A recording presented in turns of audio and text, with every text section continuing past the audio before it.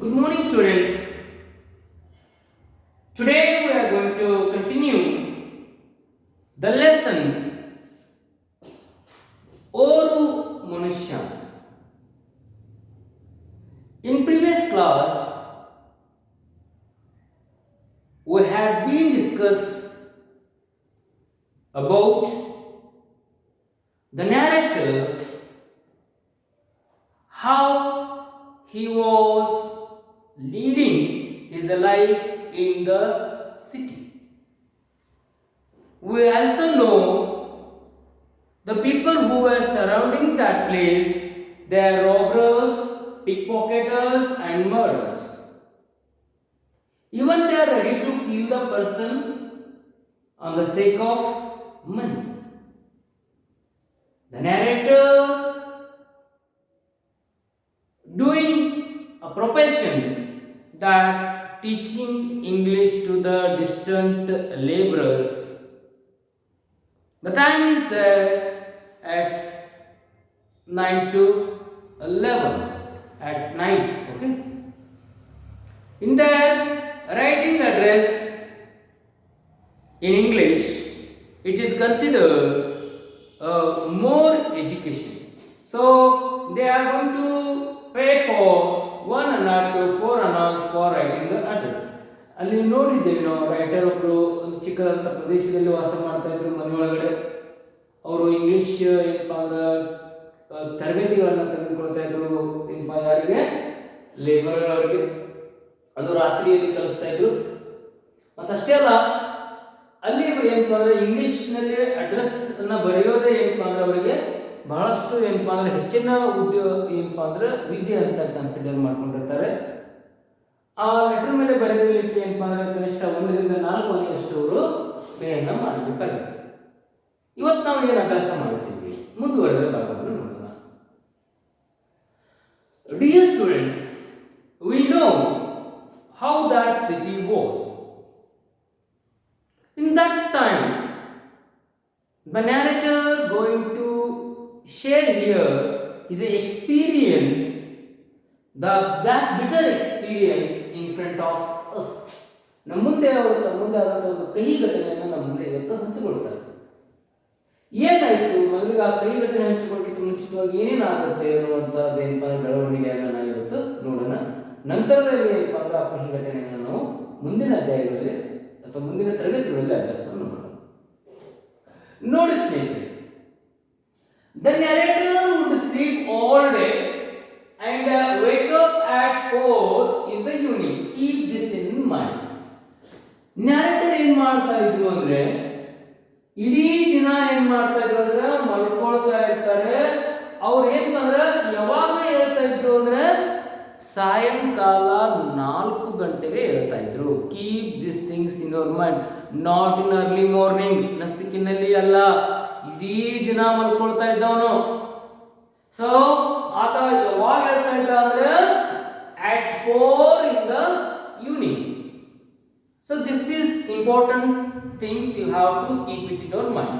ಇದನ್ನ ಮಾತ್ರ ನೀವು ಇಂಪಾರ್ಟೆಂಟ್ ವಿಚಾರ ಇರ್ತದೆ, ನೀವು ಇದನ್ನ ಮೈಂಡ್ ಒಳಗಡೆ ಇಟ್ಕೋಬೇಕು. ಯಾಕೆಂದ್ರೆ ಒಂದು ಮಾರ್ಕ್ಸಿಗೆ ಕ್ವಶನ್ ಅನ್ನ ಕೇಳ್ತಾರೆ ಸ್ನೇಹಿತರೆ, ನ್ಯಾರೇಟರು ಪ್ರತಿದಿನ ಎಷ್ಟು ಗಂಟೆಗೆ ಹೇಳ್ತಾ ಇದ್ರು? On what time did the narrator wait every day? This is his routine days. ಆ ರೂಟೀನ್ ಆದಂತ ಲೈಫ್ ಒಳಗಡೆ ಏನಾಗಿತ್ತು ಅಂದ್ರೆ ಆತ ಪ್ರತಿ ದಿನ ಏನ್ ಮಾಡ್ತಾ ಇದ್ದ ಇಲ್ಲಿ ಸಾಯಂಕಾಲ 4 ಗಂಟೆಗೆ ಹೇಳ್ತಾರೆ. ರೀಸನ್ ಹೇಳ್ತಾನೆ ಅವನು. ನೋಡಿ ಎಷ್ಟು ಅದ್ಭುತವಾದಂತ ರೀಸನ್ ಕೊಡ್ತಾನೆ ಅಂದ್ರೆ, because to save the expense of drinking his morning tea or eating the noon meal. ನೋಡಿ ಆತ ಬೇಗನೆ ಹೇಳುತ್ತಿದ್ದ ರೀಸನ್ ಕೊಡ್ತಾರೆ ಏನು ಅಂತಂದ್ರೆ, ಬೆಳಗ್ಗೆ ಎದ್ದ ಮೇಲೆ ಟಿಫಿನ್ ಮಾಡುವಂತ ಹಣವನ್ನು ಉಳಿಸ್ತಾ ಇದ್ದ, ಮತ್ತೆ ಮಧ್ಯಾಹ್ನ ಊಟನೂ ಉಳಿಸ್ತಾ ಇದ್ರು. ಅವು ಎರಡು ಉಳಿದ ಏನಪ್ಪಾ ಅಂದ್ರೆ ಇರ್ತದಲ್ಲ ಹಣವನ್ನ ತಮ್ಮ ಜೀವನದ ಏನಪ್ಪಾ ಅಂದ್ರೆ ಮುಂದೆ ಬರುವಂತ ಬದುಕಿಗೆ ಬರಲಿ ಅನ್ನೋ ದೃಷ್ಟಿಯಿಂದ ಎರಡು ಏನಪ್ಪಾ ಅಂದ್ರೆ ಊಟವನ್ನು ಅವರು ತ್ಯಾಗ ಮಾಡ್ತಾ ಇದ್ರು. ನೋಡಿ, he would like to skip away from for what? Drinking his morning tea and eating the noon meals, because that in tiffin it is a very expensive, ಅದು ಬಹಳಷ್ಟು ಕಾಸ್ಟ್ಲಿ ಆಗಿರುವಂಥದ್ದಲ್ಲಿ. ನೋಡ್ರಿ, ಆತ ಟ್ಯೂಷನ್ ಮಾಡಿದಂತ ಬರುವಂಥ ಹಣ ಕಡಿಮೆ ಇರ್ತದ, ಆದ್ರೆ ಖರ್ಚು ಏನಾಗಿತ್ತು ಅದರಲ್ಲಿ ಜಾಸ್ತಿ ಇರೋದ್ರಿಂದಾಗಿನೇ ನ್ಯಾರೇಟರ್ ಏನಾದರೂ ಒಂದಿಷ್ಟು ಹಣವನ್ನು ಉಳಿಸಬೇಕು ಅನ್ನುವಂಥ ಉದ್ದೇಶದಿಂದ ಇಡೀ ದಿನ ಮಲ್ಕೊಳ್ತಾ ಇದ್ರು, ಸಾಯಂಕಾಲ 4 ಗಂಟೆಗೆ ಹೇಳ್ತಾ ಇದ್ರು. The reason, what was the reason for there? There is a strong reason is here. The reason was he would like to save the expense of drinking his morning tea and eating the noon meals. Okay na? Clear? Okay. Let us come to that next point. ಇನ್ನೊಂದು point ಅನ್ನು ನೋಡೋಣ. ಏನಾಯ್ತು ಇಲ್ಲಿ? ಒಂದು ದಿನ ಅವರ ಬದುಕಿನಲ್ಲಿ ಒಂದು ಘಟನೆ ನಡೆದು ಹೋಗ್ತದೆ. ಏನೇನಾಗುತ್ತೆ ನೋಡಿ. One day he got up at 4 p.m. as usual. ಸರ್ವೇ ಸಾಮಾನ್ಯವಾಗಿ ಒಂದು ದಿನ ಅವ್ರು ಏನ್ ಮಾಡಿದ್ರು ಅಂದ್ರೆ ಸಾಯಂಕಾಲ 4 ಗಂಟೆಗೆ ಹೇಳ್ತಾರೆ. This is the routine. Usually narrator get up at 4 p.m. evening. Okay, for what? He would like to say his morning tea and afternoon meals. ಮಧ್ಯಾಹ್ನ ಊಟ, ಬೆಳಗಿನ ಟೀ ಅನ್ನು ತಪ್ಪಿಸೋಸಲಾಗಿ ಬಹಳಷ್ಟು ಎಕ್ಸ್ಪೆನ್ಸ್ ಆಗುತ್ತೆ, ಬಹಳಷ್ಟು ಖರ್ಚು ಇರ್ತದೆ, ಬಹಳಷ್ಟು ದುಡ್ಡನ್ನು ಕೊಡಬೇಕು. ಆ ಒಂದು ಉದ್ದೇಶದಿಂದ ಅವ್ರು ಏನು ಮಾಡ್ತಾ ಇದ್ರು ಅಂದರೆ ಆಲ್ ಡೇ ಎಂಪಾರ ಮಾಡ್ಕೊಳ್ತಾ ಇದ್ದಾರೆ. ಒಂದು ದಿನ 4 ಗಂಟೆಗೆ ಹೇಳ್ತಾನೆ. ಇದೇನು ಮಾಡಿದ್ರು? ಹೀ ಫಿನಿಶ್ಡ್ ಹಿಸ್ ಡೈಲಿ ಕೋರ್ಸ್. ಅವಾಗ ತನ್ನ ದಿನದ ಕಾರ್ಯವನ್ನು ಮುಗಿಸ್ತಾನೆ. ಹಲ್ಲು ಉಜ್ಜೋದಾಗಿರ್ಬೋದು, ಮತ್ತೆ ಇನ್ನಿತರ ಯಾವುದೇ ಕಾರ್ಯಗಳನ್ನು ತಿಳ್ಕೊಡ್ರಿ. ಓಕೆ, ಬೇಗಿಂಗ್ ಅಂದರೆ ಸ್ನಾನ ಮಾಡೋದು, ಎಲ್ಲ ಕೆಲಸಗಳನ್ನ ಅವ್ರು ಏನು ಮಾಡ್ತಾ ಇದ್ರು ಅಂದ್ರೆ 4 ಗಂಟೆ ನಂತರ ಮಾಡ್ತಾ ಇದ್ದಾರೆ. Okay, he finished his daily course, everything. Okay, keep these things in your mind and stepped out for his tea and a meal. ಆಮೇಲೆ ಏನು ಮಾಡಿದ್ರು ಅಂದ್ರೆ ಈ ಡೈಲಿ ಕೋರ್ಸ್ ಎಲ್ಲ ಮುಗಿದಾದ ಮೇಲೆ ಏನು ಮಾಡ್ತಾರೆ ಅಂದ್ರೆ ಮನೆಯಿಂದ ಹೊರಗಡೆ ಬರ್ತಾರೆ. he stepped out for what? to having a tea and meal. ಒಂದು ಕಪ್ ಟೀ ಆಗಿರ್ಬೋದು ಮತ್ತೆ ಊಟವನ್ನು ಮಾಡಿ ಬಂದರೆ ಆಯಿತು ಅನ್ನೋ ದೃಷ್ಟಿಯಿಂದ ಏನು ಮಾಡ್ತಾ ಇದ್ರು, ನ್ಯಾರೇಟರ್ ಏನು ಮಾಡ್ತಾ ತನ್ನ ಎಲ್ಲ ಕೆಲಸಗಳನ್ನ ಮುಗಿಸಿ ಹೊರಗಡೆ ಹೊಂಟ. He was dressed in suit. ಅವ್ರು ಸೂಟ್ ಹಾಕೊಂಡಿರ್ತಾರೆ.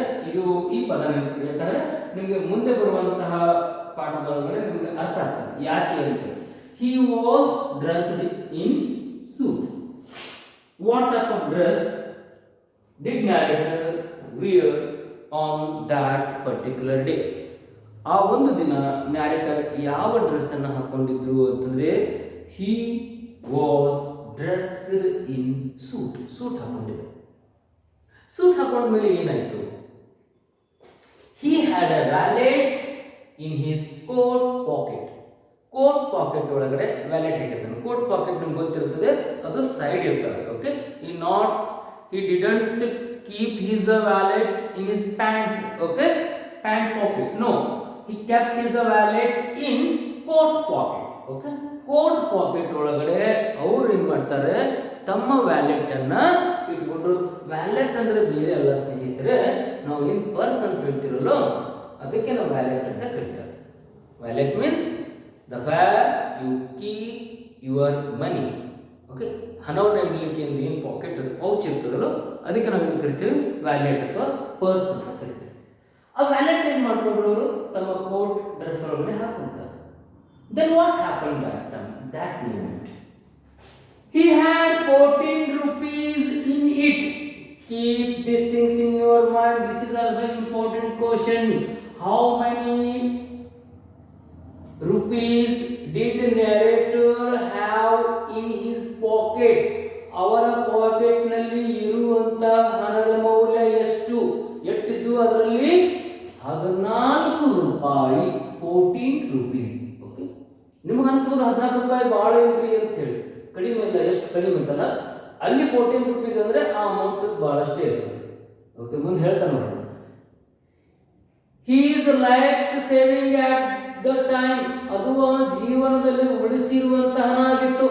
ನೋಡ್ರಿ, ಮುಂಜಾನೆ ಏನಪ್ಪಾ ಅಂದ್ರೆ ಟೀ ಖರ್ಚಿಸಿದ್ದು ಉಳಿಸಿದ್ದು, ಮಧ್ಯಾಹ್ನ ಊಟದ ವ್ಯವಸ್ಥೆಯಿಂದ ಏನಪ್ಪ ಉಳಿದಿರೋದ್ರಿಂದ ತನ್ನ ಪರ್ಸ್ ಒಳಗೆ ಎಷ್ಟು ಹಣವನ್ನು ಅವರು ಇಟ್ಟುಕೊಂಡಿರ್ತಾರೆ, 14 ರೂಪಾಯಿ ಇರ್ತದೆ. ಇಲ್ಲಿವರೆಗೆ ಆತ ಪಾಠ ಮಾಡಿ ಗಳಿಸಿದಂತ ಹಣ ಅಷ್ಟೇ.